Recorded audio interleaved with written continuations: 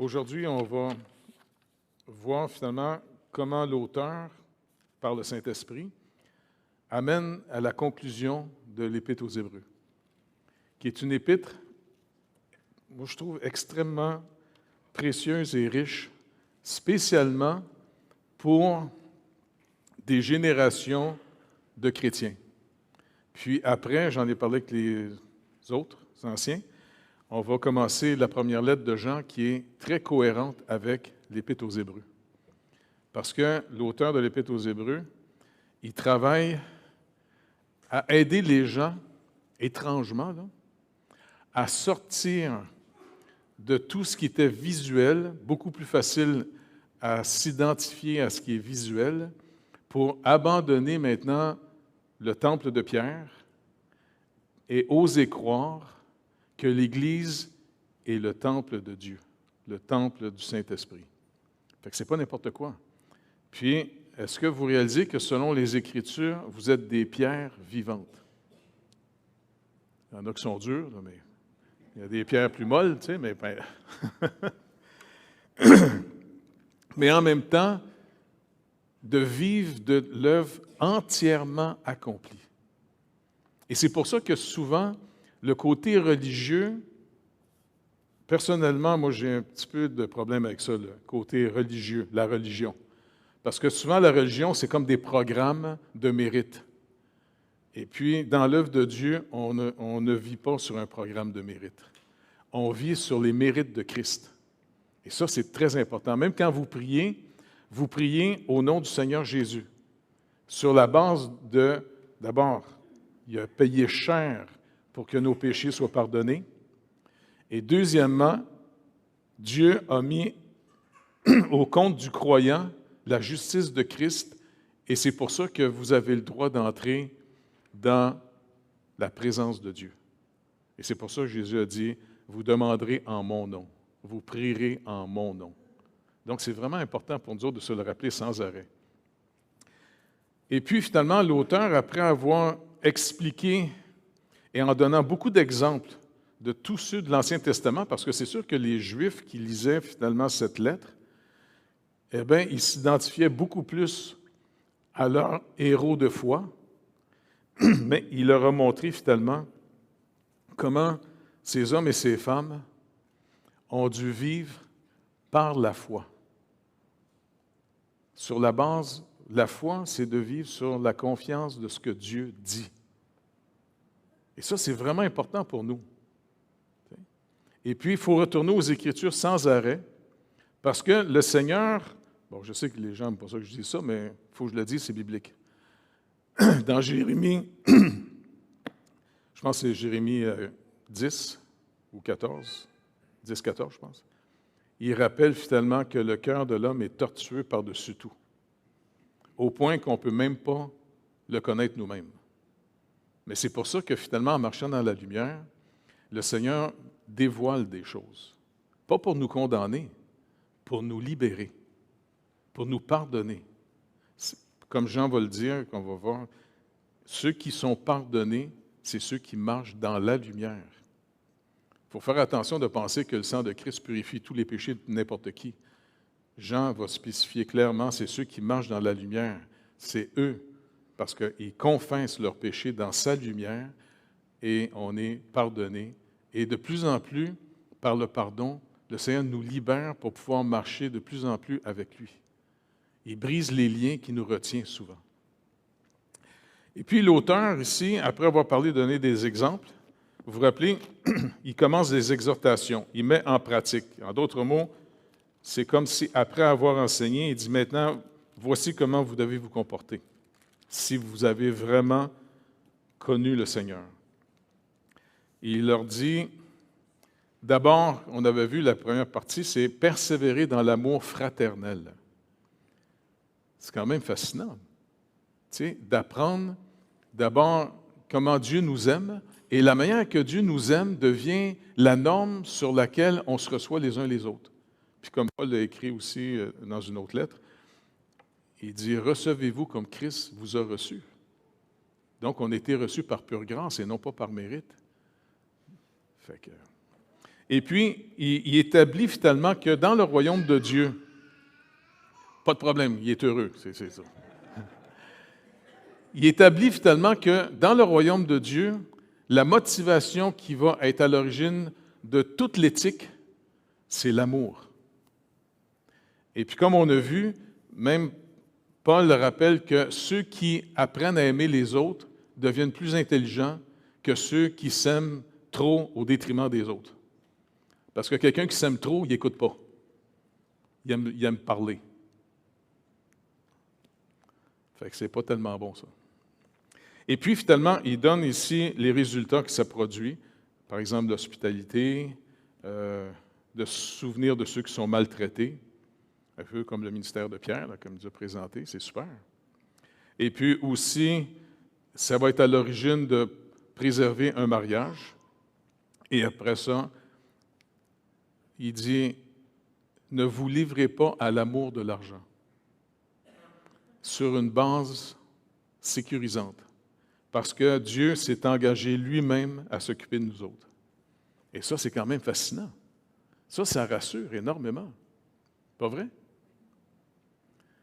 C'est pour ça, n'ayez pas peur de vos besoins. N'ayez pas peur non plus de vos faiblesses. Parce que si vous vous demandez où c'est que Dieu nous rencontre, contrairement à l'esprit du monde, dans le monde, là, c'est vos richesses qui comptent. Tu sais, il y a des gens qui sont plus importants que d'autres parce qu'ils sont plus riches que d'autres, ils ont plus de pouvoir que d'autres. Mais dans le royaume de Dieu, c'est pas du tout la norme. Puis c'était la leçon la plus dure aux apôtres d'apprendre pendant 3 ans et demi de temps. Puis c'est fascinant de voir que le Seigneur a pris des gens comme nous autres. Tu sais?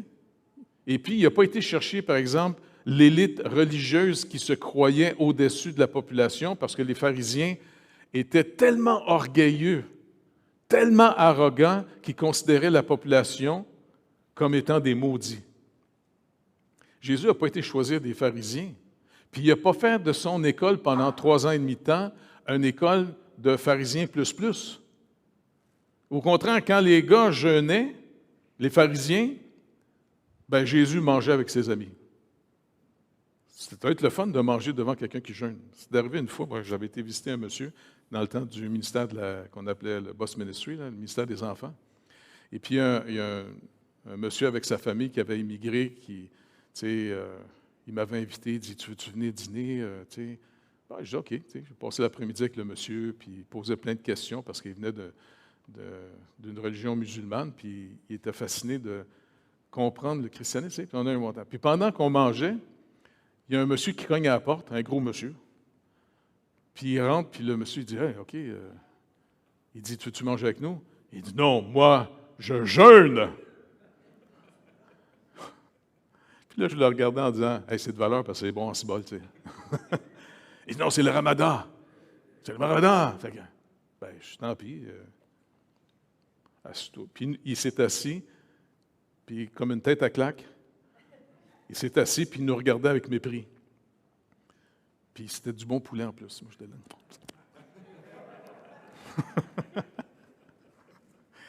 Mais plutôt, finalement, la vraie relation qu'on établit avec Dieu, ça va produire les uns envers les autres. Comment nous, on est reçus, bien, c'est comme ça que le Seigneur va nous éduquer, comment on se reçoit les uns les autres. Et puis, j'ai eu un bon temps avec l'autre monsieur. Puis lui, il était tanné de m'entendre parler du Seigneur, mais c'est pas grave. Fait que l'auteur, après ça, va dire, « Souvenez-vous de vos conducteurs qui vous ont annoncé la parole de Dieu. Considérez quelle a été la fin de leur vie et imitez leur foi. Jésus-Christ est le même hier, aujourd'hui et éternellement. » Quand il souligne l'aspect éternel ici de Jésus, d'après vous, ça souligne quoi? Exactement. Le seul qui est éternel, c'est Dieu. Et quand les gens se demandent si Jésus c'était vraiment Dieu, bien, l'auteur nous rappelle que Jésus-Christ est le même hier, aujourd'hui et éternellement. Est-ce que vous réalisez quel don Dieu nous a fait en nous donnant son Fils? Est-ce que vous réalisez qu'on a reçu La vie éternelle. Ça, c'est une vie qui n'a jamais commencé et qui finira jamais. C'est cette vie-là, on a été baptisés, on a été mis dans cette vie-là. Et c'est pour ça qu'il y a quelque chose qu'il faut se rappeler entre nous. Est-ce que vous réalisez que parce qu'on a cru en Jésus-Christ, on a été adoptés par Dieu? Vous êtes des enfants de Dieu. Et même les anges nous regardent, ils doivent se demander en disant, « Coudonc, qu'est-ce qu'il a trouvé de spécial? » Tu sais, parce que la parole nous rappelle que les anges, je ne sais pas, on ne les voit pas, là, mais ils regardent l'Église pour comprendre la sagesse de Dieu. Fait que c'est fascinant.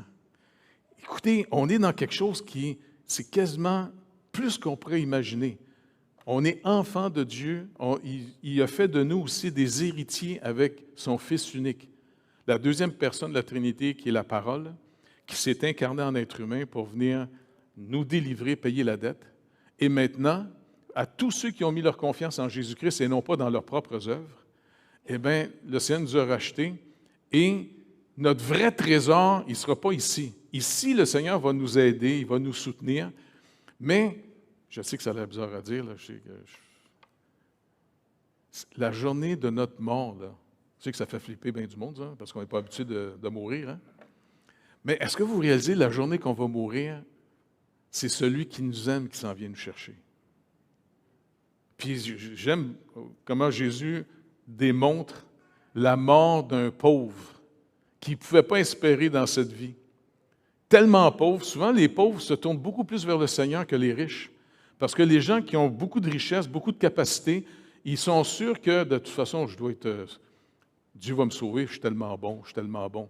Ils sont des admirateurs d'eux-mêmes, là, tu sais. Mais le pauvre gars qui était tellement pauvre, les 2-3 seuls amis qu'il avait, c'était des chiens qui se promenaient, qui venaient lécher ses plaies, là, tu sais. Mais quand il est mort, est-ce que vous vous rappelez comment il est mort, le monsieur? Qu'est-ce qui est arrivé quand il est mort? Carrément, il y a eu un ange qui est venu le chercher. Hey, c'est pas trippant, ça? Un ange vient te chercher, puis il l'amène du côté d'Abraham. Parce qu'avant, dans le séjour des morts, il y avait un côté positif, puis il y avait un côté négatif. Et puis, il l'a amené du côté d'Abraham parce que le monsieur ne pouvait pas espérer dans cette vie, il pouvait juste, en tant que juif, espérer dans la promesse de Dieu. Et puis, c'est comme ça, finalement, que Jésus dit, « Voici ceux qui ont espéré en moi, qui ont cru en moi, même dans l'Ancienne Alliance, je viens pour payer leurs dettes. » Et c'est pour ça qu'ils étaient sauvés. Donc, c'est toujours de la même manière. On est toujours sauvés parce qu'on met notre confiance dans l'œuvre et la promesse que Dieu a faite depuis le début, depuis le commencement. Écoutez, dès que l'alliance a été brisée dans le jardin, Dieu a fait la promesse de venir nous sauver. Et il nous a dit par qui il va venir? Par la femme. Et c'est une bonne manière, je pense, de protéger la femme parce que, vous vous rappelez, Adam, quand Dieu a demandé, « T'as-tu mangé l'arbre que je t'avais défendu? » Est-ce que vous vous rappelez? Qu'est-ce qu'il a dit? C'est la femme que tu as mis auprès de moi. Il accuse d'abord la femme, puis deuxièmement, il met même Dieu responsable. « Hey, c'est toi qui l'as fait, cette madame-là. » Puis c'est à cause d'elle là, il n'était pas obligé de manger, là, tu sais. J'ai hâte de le rencontrer à Adam au ciel. Ça va être le fun, hein? Ça va être facile de le reconnaître parce que c'est celui qui n'a pas de nombril.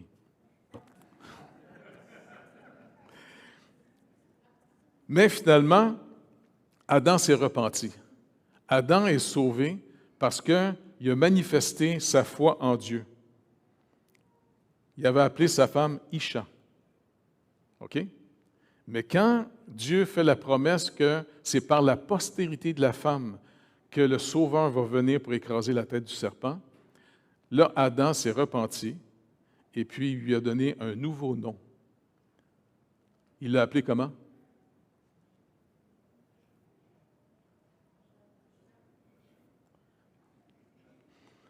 Docteur, tu sais ce que ça veut dire? Chava, qu'on traduit nous autres Ève. Ça veut dire vie. Tu sais, en Israël, quand ils font dire « Hey, à la santé », ils ont dit « Khala », à la vie. Eh bien, finalement, il a appelé sa femme, pas la mère de tous les problèmes, en disant « Tu m'as donné une pomme, puis moi, je vais manger les pépins ». Il a appelé la mère de tous les vivants. De elle va venir. Et puis, finalement, on est tous sauvés que par la foi, pas par les œuvres. Les œuvres vont suivre, ils vont être une manifestation de ce qu'on croit. C'est pour ça, regardez ce que vous faites. Ça parle bien plus clairement que ce que vous pensez de vous autres dans votre tête. OK? Si quelqu'un dit « moi, je suis très, très généreux, je suis très généreux. » OK, tu as donné à qui dernièrement? Personne. Puis tu es généreux? Ça s'appelle pas la foi. Ça s'appelle se faire à croire. Donc, l'auteur ici est en train de nous rappeler, est-ce que vous vous rappelez ceux qui vous ont annoncé l'Évangile? Puis il parle, entre autres, de leur premier conducteur. Moi, je suis sûr que l'auteur fait surtout référence aux apôtres. Et puis, ce qui est fascinant de voir les témoins que le Seigneur nous a donnés, eh bien, ils étaient des vrais témoins. Parce que finalement, étant témoins de la vérité, et ils ne sont pas devenus des chefs ou des gourous de sectes pour être prospères et riches. Ça leur ruiné leur vie terrestre. Et puis, ils sont tous morts, quasiment massacrés, tués, martyrs. L'apôtre Paul, quand il s'est converti, il était dans une position très confortable avant parce qu'il faisait partie de l'élite en Israël, chez les pharisiens. Et il était même finalement engagé par le Sanhédrin pour aller finalement mettre en prison les Juifs qui se tournaient vers Jésus. Mais quand le Seigneur l'a arrêté sur la route et puis qu'il l'a sauvé, l'apôtre Paul est devenu finalement un homme complètement transformé. Encore une fois, regardez, le moyen le plus radical pour être transformé, découvrez l'amour que Dieu a pour vous. C'est comme ça que ça nous change. Et puis l'apôtre Paul, après ça a gâché toute sa vie. Et puis quand il faisait ses voyages missionnaires, bien, il n'allait pas à l'hôtel. Mais c'est pas grave, le Seigneur pourvoyait quand même pour une chambre. Il allait en prison. Puis même à un moment donné, il n'avait pas besoin de payer ses voyages en bateau. Il était prisonnier. Il était trippant, ce monsieur-là. J'ai hâte de le voir, l'apôtre Paul. Il doit être vraiment, vraiment trippant, pas vrai? Ça ne vous tente pas de le rencontrer bientôt? Moi, j'ai hâte de le rencontrer au ciel. Donc, il faut se rappeler de nos conducteurs. Puis, ça, c'est un passage qui m'encourage beaucoup.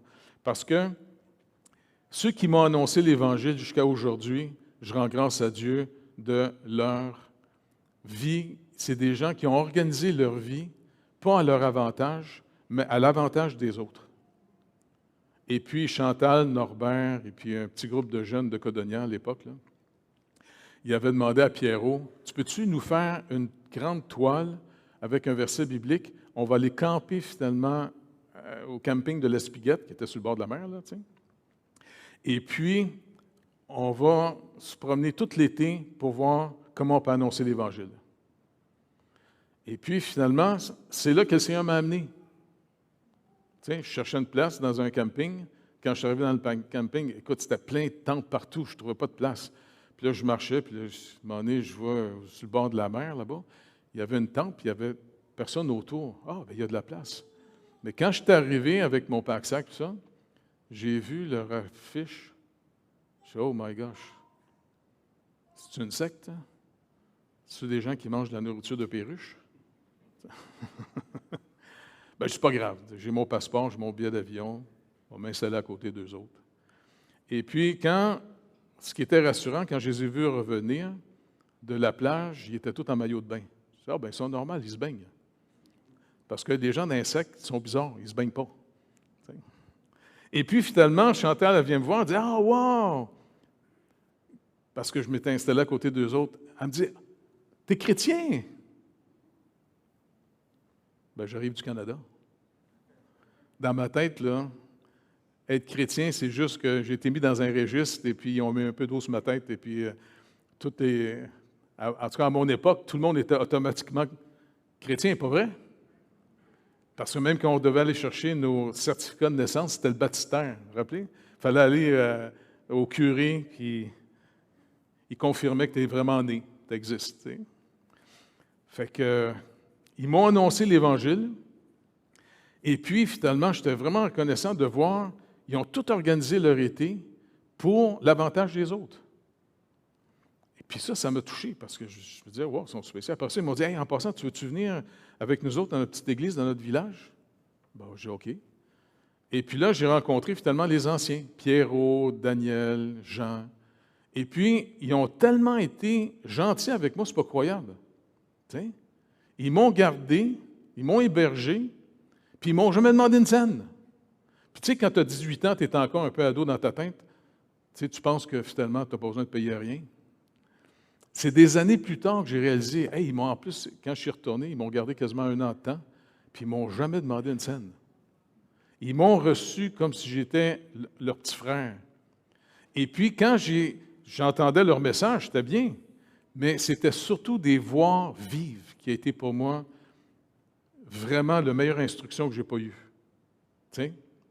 Et puis, je me rappelle une fois, j'avais été voir M. Hoare, puis parce que, je ne sais pas si Yves, il n'est pas là, Yves, hein?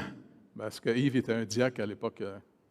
Puis, vous vous rappelez, quand je vous conte mon histoire, là, qui était venu me porter mon chèque de paye, qui était peut-être 60$, là, il dit, en passant, change-les pas tout de suite parce qu'il n'y a pas assez de fonds.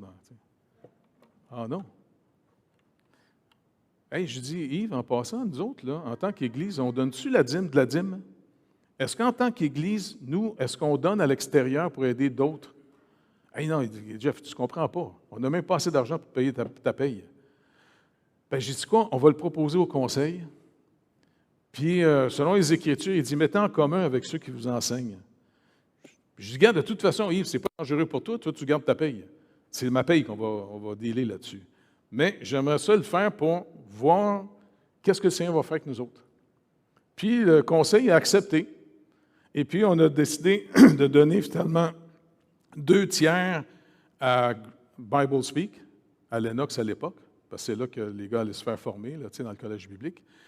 Et puis, j'ai dit, n'oubliez pas, l'autre tiers, on va le donner à M. Hoare en France, parce que c'est lui qui a été mon premier instructeur. Puis on va le soutenir. Et il m'a dit une chose vraiment tripante là-dessus. Quand on a commencé à donner, étrangement, il y a eu de plus en plus d'argent qui est rentré dans l'Église. C'est pas trippant, ça? Les insécures, là, soyez pas avares. Organisez votre vie pour être généreux envers les autres. Et vous allez voir comment Dieu s'occupe de vous. Et ça va devenir concret, ce passage-là. Parce que c'est une chose qu'on peut lire. Le Seigneur est mon aide, je ne craindrai rien, car que peut me faire des hommes si Dieu nous protège? Mais si vous organisez votre vie pour ne pas avoir à dépendre du Seigneur, vous allez juste entendre parler du Seigneur, mais vous n'allez pas le connaître. Le connaître, c'est faire l'expérience de sa fidélité, de sa bonté. Puis je me rappelle une fois, j'avais été, parce qu'il m'invitait souvent à faire des conférences là-bas, tu sais. Et puis je vais visiter M. Hoare, puis M. Hoare me dit « Ah, Jeff, je suis content de te voir, j'ai une expérience à te raconter. »« Ah oui, quoi? J'ai eu un problème financier. »« Hey, monsieur Hoare, c'est des problèmes financiers, appelez-nous. Tu sais, on veut s'occuper de vous, là. »« Non, tu ne comprends pas mon problème. »« Ben non, expliquez-moi là. Non, j'ai eu un gros don de trop. » C'est un problème financier, ça, pour vous? Il dit oui, parce que je ne comprenais pas pourquoi le Seigneur permettait que ce gros don-là rentre. OK? Mais il dit, c'est le fun parce que le Seigneur m'a montré pourquoi. Parce qu'une semaine après, il dit, il y a un homme d'affaires qui est venu me voir pour que je prie pour lui parce qu'il voulait faire un investissement pour une extension de son entreprise, mais les banques ne voulaient pas y prêter de l'argent. Puis le monsieur, il dit, écoutez, je ne suis pas venu vous demander de l'argent, je veux juste vous demander de prier le Seigneur pour me montrer si le projet est de lui ou non. Puis M. Hoare, il dit, j'ai demandé au monsieur, bien, c'est combien votre montant? Il dit, non, je ne veux pas vous le dire, je ne suis pas venu vous chercher de l'argent, je veux juste que vous priez pour... Il dit, c'est combien? Et puis, il dit, quand le monsieur me dit le prix, c'était exactement le don que je venais de recevoir. Puis il dit, j'étais tellement content, j'ai dit, bien, écoute, on va juste remercier le Seigneur, on ne rendra même pas, il a déjà répondu avant que tu arrives. Qu'un, v'là. Puis il dit, non, M. Ward, donnez pas d'argent. Non, c'est pas moi qui te donne de l'argent, c'est le Seigneur. Il a donné exactement le montant. Et moi, cette histoire-là, là, ça a été pour moi une histoire incroyable, surtout pour voir l'intégrité de M. Ward. Il ne faisait pas son ministère pour devenir riche au détriment des autres. Ça a toujours été quelqu'un que j'ai connu comme extrêmement généreux. Tu sais? Et ça, pour moi, c'est une instruction bien plus intéressante que juste parler. Puis si tu ne vois pas ce que la personne vit, bien, tu sais. Puis malheureusement, il y a des vrais bergers, des vrais pasteurs, puis il y en a des fakes. Méfiez-vous. C'est pour ça que votre foi doit reposer pas sur l'institution. Votre foi doit toujours se développer de plus en plus sur le Seigneur Jésus-Christ lui-même et de développer votre communion avec le Seigneur. C'est ce qui va augmenter de plus en plus votre paix face à toutes sortes de situations. Tu sais, c'est le fun quand les amitiés, ça dure, pas vrai? Mais des fois, ça pète, hein? Moi, c'est arrivé une couple de fois. Je dois être méchant. C'est bon, tu sais. Mais si je reste encore aujourd'hui dans l'œuvre de Dieu, ce n'est pas à cause des gens, mais surtout à cause de les modèles de foi que j'ai eus. Même quand j'ai été étudié un petit peu à Lennox à l'époque, les gars qui m'ont le plus marqué, un qui m'a vraiment, vraiment marqué, c'est Pasteur Schaller. Pasteur Schaller, c'était un missionnaire. Un gars, à toutes les vacances, il partait finalement en mission. Un moment donné, il était faire de l'évangélisation en Finlande, fonder une église là-bas. Dès que le mur de Berlin est tombé, puis que l'Est de l'Europe s'est ouvert, tout de suite, il était finalement annoncer l'Évangile là-bas. Puis même avec les Finlandais, à l'époque, c'était les Russes qui contrôlaient le pays, là, avec l'athéisme, les Finlandais avaient, eux autres, un visa pour entrer. Et puis, il allait avec eux autres. Mais en tant qu'Américain, c'était dangereux pour lui. Mais quand, à chaque convention, qu'il racontait toutes les histoires qu'il vivait en tant que mission, moi, ça m'a tellement encouragé en disant, écoute, il faut que j'organise ma vie en fonction de sortir l'Évangile et puis voir comment on va voir à fonder des églises. Parce que pour moi, une église, là, l'image que j'ai, là, c'est comme, je ne sais pas, là, tu sais, on fait un petit feu. OK? Un feu de camp, là. Et puis, à un moment donné, quand tu es trop de monde autour du feu, là, puis il y en a qui sont assis trop en arrière, là, ils ont frette. Fait que c'est mieux d'en faire un deuxième feu. Pas vrai? Et puis, c'est comme ça, finalement, que j'ai eu cette motivation en imitant la foi de Pasteur Schaller sur la mission. M. Hoare sur comment compter sur le Seigneur. Et puis, finalement, même Pierrot, qui était, jusqu'à aujourd'hui, il reste mon pasteur en France, il prie pour moi tous les jours. Il m'a dit, puis à toutes les fois que je vois, il me prête un appartement, et puis c'est comme si je rentre chez mon père. Et puis, il y a même eu des fois des paroles de la part du Seigneur, puis il m'a appelé. Et ça, c'est rassurant. Parce qu'à un moment donné, on était dans une autre crise encore, là, tu sais. Ça m'arrive à chaque 5 à 10 ans. Fait qu'on est correct pour 10 ans, là, en ce moment. Alors, on a déjà passé 2 ans, il reste 8 ans. Et puis, les gens me disaient, « Faut que tu nous dises que tu nous aimes. » Bien, écoute, je vous aime, il n'y a pas de problème. Non, non, puis demande-nous pardon que tu ne nous aimes pas assez. Puis là, je ne comprenais pas, tu sais, j'essayais de raisonner ça, tu sais. Et puis là, j'étais chez nous, tu sais, puis j'essayais d'atténuer tout ça. Ça ne donne absolument rien. Et puis là, je me promenais en arrière dans ma cour, puis je priais le Seigneur, je disais, écoute, Seigneur, OK, je dois être méchant, je suis un écœurant. Tu sais, je sais pas quoi dire. Tu sais, je comprends pas. Puis à un moment donné, le téléphone sonne. C'est Pierrot qui m'appelle de la France. Il dit, écoute, c'est quoi ton problème? Comment ça, c'est quoi? Aime tes amis, mais casse-toi pas en tête avec ça. Perds pas de vue la mission que le Seigneur t'a donnée, OK? Puis s'ils ne sont pas contents, tu t'en fous. Oh, wow, merci Seigneur. J'en revenais pas. Puis il n'était même pas au courant de ce que je vivais en plus. Puis une autre épreuve que j'avais eue avant, j'étais en conférence, et puis en Europe, puis il se préparait une autre chicane, tu sais, encore avant. Et puis quand je reviens chez Pierrot me disait, écoute, pendant que tu étais toute la semaine, 2 semaines, tu étais je priais pour toi, là, puis j'ai l'impression que le Seigneur m'a montré que quand tu vas revenir chez vous, certains de tes leaders vont être contre toi. Ah oui. Et comme de fait, quand je suis arrivé, il y a eu une crise. Tu sais, mais c'est rassurant que le Seigneur t'avertit d'avance. Il va se passer quelque chose de pas le fun. Par des gens qui ne sont même pas au courant. Donc, c'est pour ça qu'ensemble, là, quand vous venez à l'Église, quand on se retrouve des frères et sœurs ensemble, ce n'est pas juste une personne capable qui peut te parler. Attendez-vous que le Seigneur peut parler par quelqu'un sans même que la personne s'en rende compte. C'est fascinant. Il l'a dit lui-même, le Seigneur, « Je serai au milieu de vous. » Il ne va jamais nous abandonner. Il va rester avec nous jusqu'à la fin du monde. C'est fascinant, pas vrai? L'Église, là, c'est plus que du bon monde. L'Église, c'est le lieu de rencontre où le Seigneur rassemble ses frères et sœurs, parce que Jésus, c'est notre grand frère, et puis autour de son Père.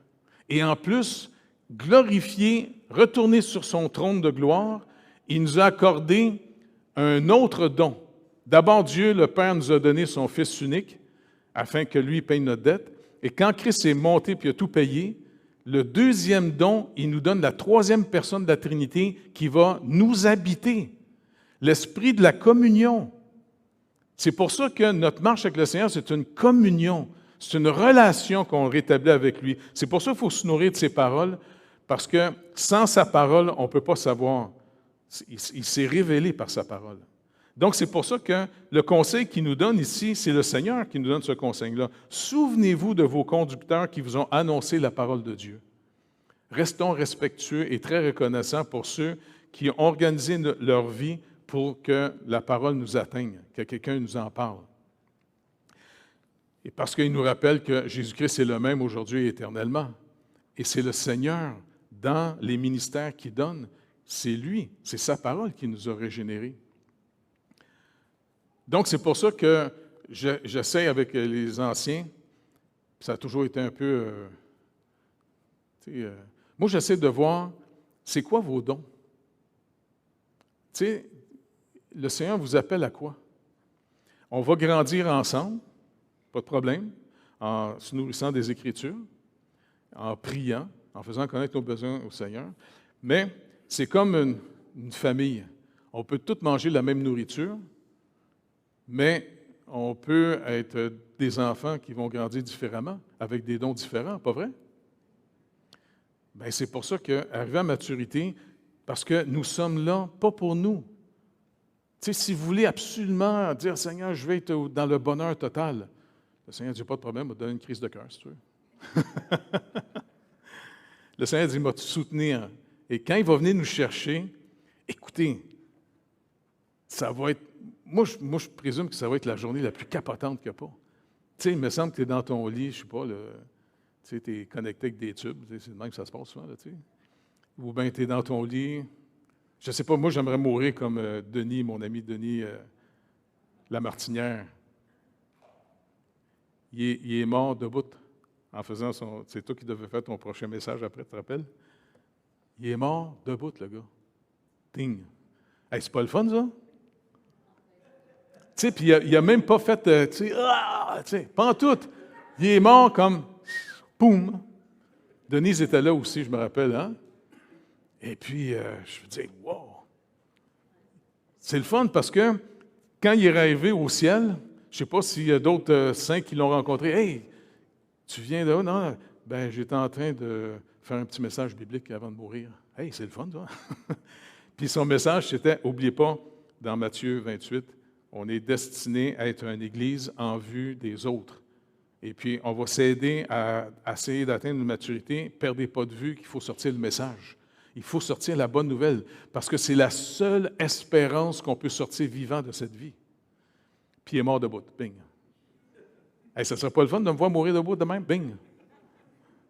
Donne-moi la liste d'épicerie. Moi, il y aller au Seigneur après, tu sais.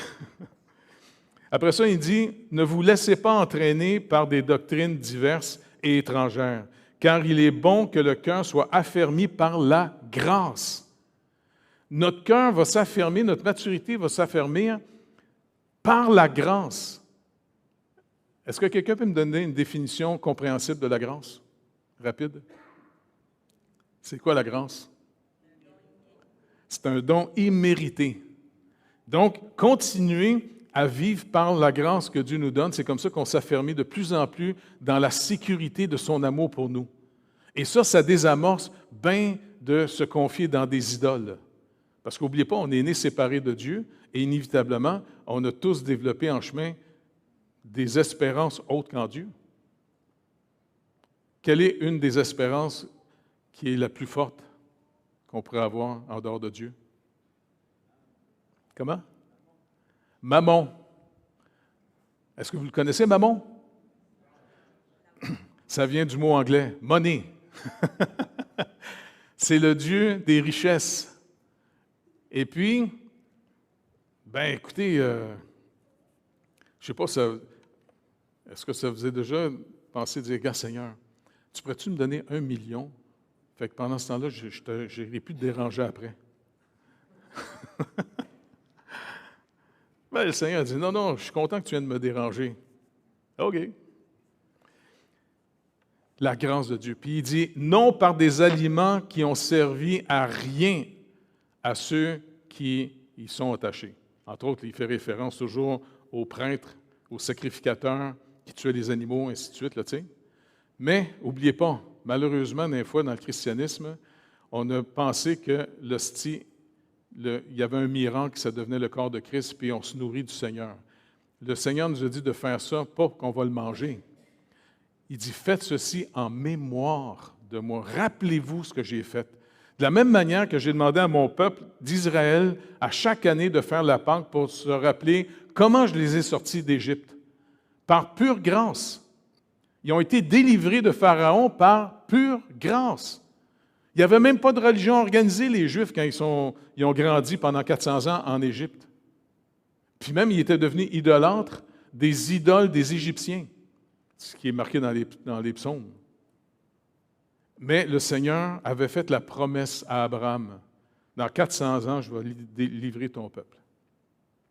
Et nous aussi, on a été délivrés par pure grâce. On n'est pas délivrés, on n'est pas sauvés parce que Dieu pense qu'on est meilleur que les autres. C'est une pure grâce. Et plus on reste dans cette grâce-là, plus ça nous sanctifie et plus on veut la communiquer aux autres, la grâce de Dieu après. Pas le mérite, la grâce. Et puis il dit, nous avons aussi un autel dont ceux qui ont fait le service au tabernacle n'ont pas le pouvoir de manger. Fait que ça, c'était toute l'image, laissez ça de côté. Maintenant, n'oubliez pas, quand Christ est mort sur la croix, une autre image très forte qui est arrivée quand il est mort. Quand il a donné sa vie sur la croix, puis il a crié sa mort. Qu'est-ce qui est arrivé dans le temple? Exactement. Le voile a été déchiré d'en haut jusqu'en bas. En d'autres mots, il a ouvert le chemin au Dieu ultra saint, puis même le souverain sacrificateur peut faire rentrer juste de là avec du sang, puis ressortir tout de suite après. Maintenant, on a accès au trône de sa grâce par lui. Il descend un peu plus bas en disant, c'est pour cela que Jésus aussi, afin de sanctifier le peuple par son propre sang, a souffert hors de la porte. Il est mort de la même manière que quand on faisait le sacrifice, un taureau pour le péché. Et puis, on ne pouvait pas manger sa chair du taureau. Il devait le brûler et c'était en dehors des murs de Jérusalem. Et Christ est mort en dehors de Jérusalem. Mais ça, c'est une illustration pour nous. Si vous êtes croyant en Jésus-Christ, oui, on va vivre dans le monde, mais on est sorti du monde. On est sorti de la mentalité du monde. Mais faites attention de ne pas vous nourrir assez des Écritures, parce que si vous ne nourrissez pas assez des Écritures, votre raisonnement va raisonner tout seul. Pas vrai? Et si vous vous mettez à raisonner, ne sous-estimez pas la propagande qu'il y a partout autour de nous, dans la musique, dans les téléromans, et puis même nous-mêmes, on se raconte des histoires. C'est pour ça qu'il faut revenir continuellement aux Écritures comme se laver. On marche dans un monde sale. Fait que c'est normal qu'il faut se laver, pas vrai? Il y en a-tu des fois qui disent pendant une semaine de temps, je ne me lave pas? J'espère que vous n'êtes pas mariés.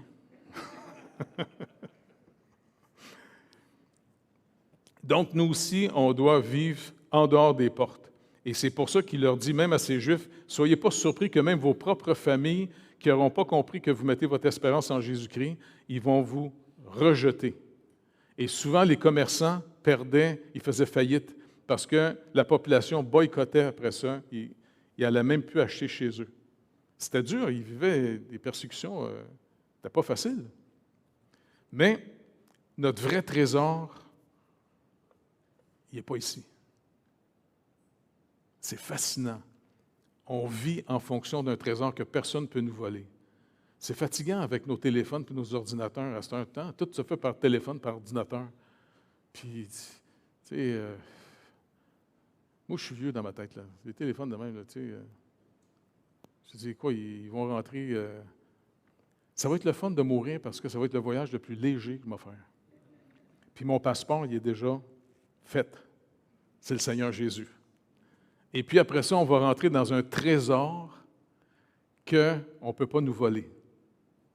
Et éternellement, on va avoir l'éternité pour s'épanouir.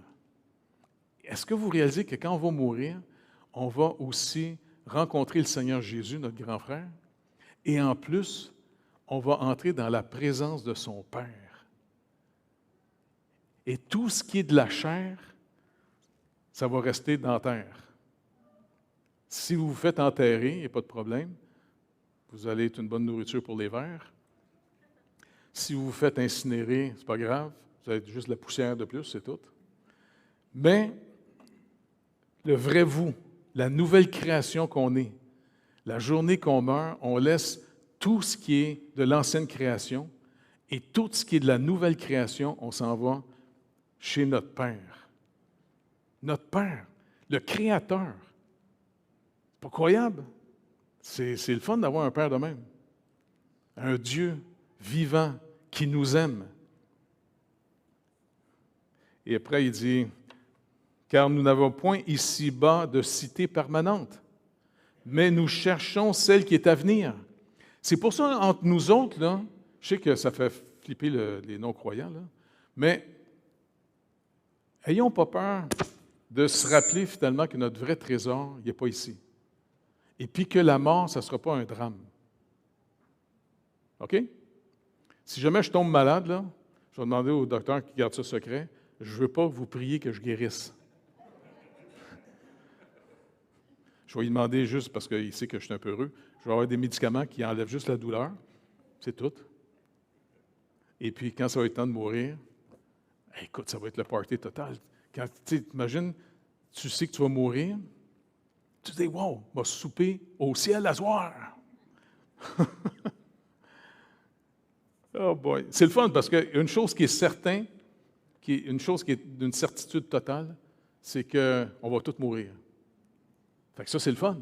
On le sait au moins ça. Hein? Et si vous êtes régénéré, né de nouveau, que le Seigneur vous a sauvé, écoutez, contrairement à ce que notre chair pense de la mort, nous, ça va être finalement, on rentre enfin dans la vie totale. Écoutez, quand on va être mort, là, ce qui va être vraiment trippant, la mort va être en arrière de nous autres après. Là, elle est en avant de nous autres. Hein? À tous les jours, on s'approche un peu plus, tu sais. Puis moi, on dirait la vie, j'avais lu un roman à un moment donné, c'était Arsène Lupin, là, tu sais. Il était pogné dans une place là, où est-ce qu'il y avait un mur qui le poussait dans une caverne, et puis c'était une grosse falaise. Puis le mur le pousse, et puis là, il ne pouvait pas... Mais la vie, c'est un peu de même, vous ne pensez pas? Tu sais, c'est comme le mur en arrière, là, il nous pousse, on s'en va vers la falaise, et puis si on n'est pas régénéré, là, tu tombes pour toujours. Si vous voulez voir une illustration, regardez Star Wars, quand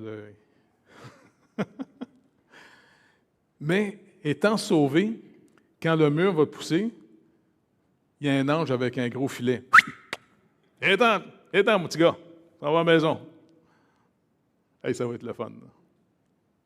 C'est pour ça que je sais que je suis un peu fatigué avec ça, mais pour moi, là, dès que j'ai l'opportunité de donner l'Évangile, et surtout d'en parler comme un témoin, pas comme une religion. T'sais?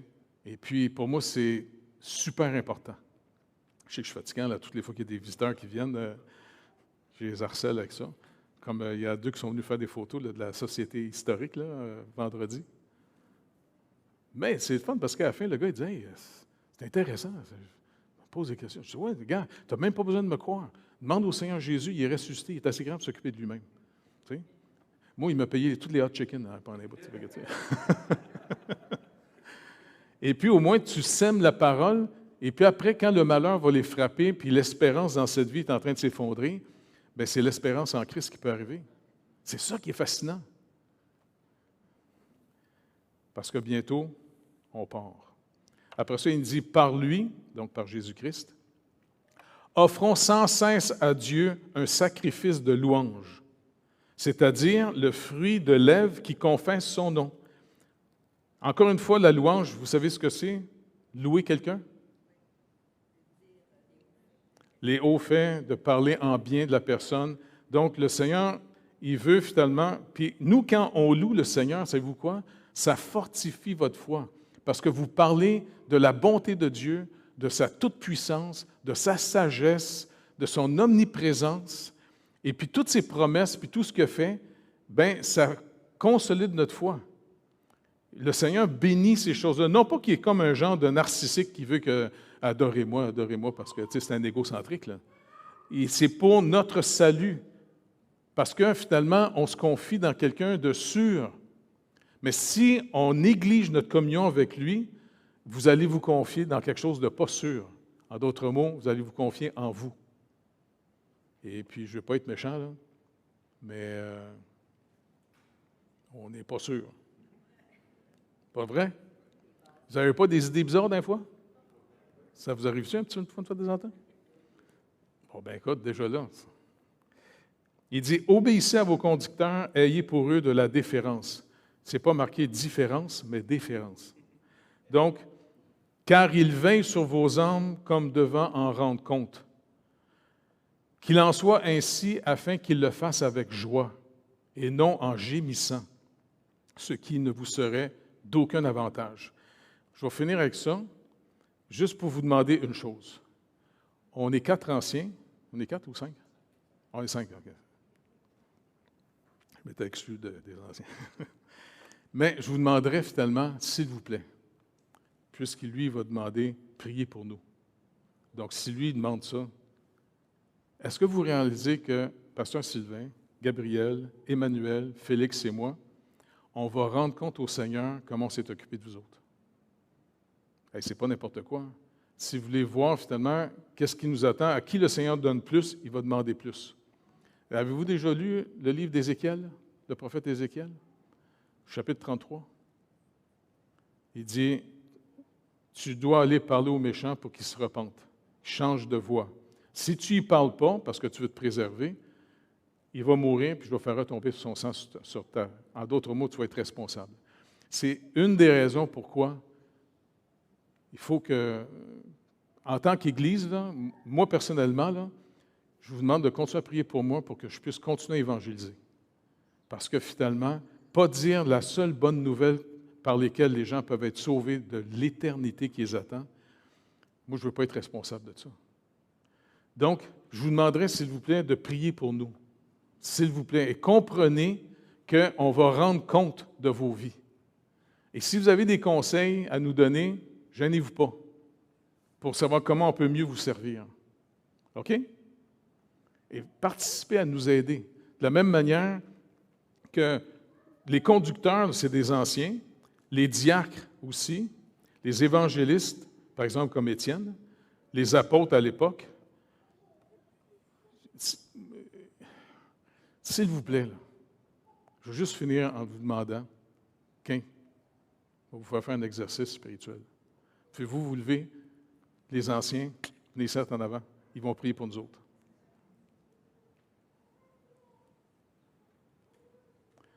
Emmanuel, il est en République dominicaine, c'est pas grave, il va être béni pareil. Il va avoir des meilleures vacances. Oui.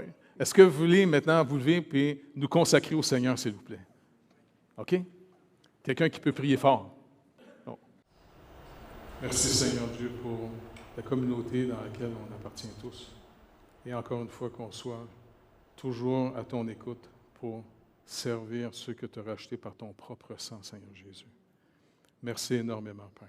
Dans le précieux nom de Jésus, merci. Amen. Merci beaucoup tout le monde.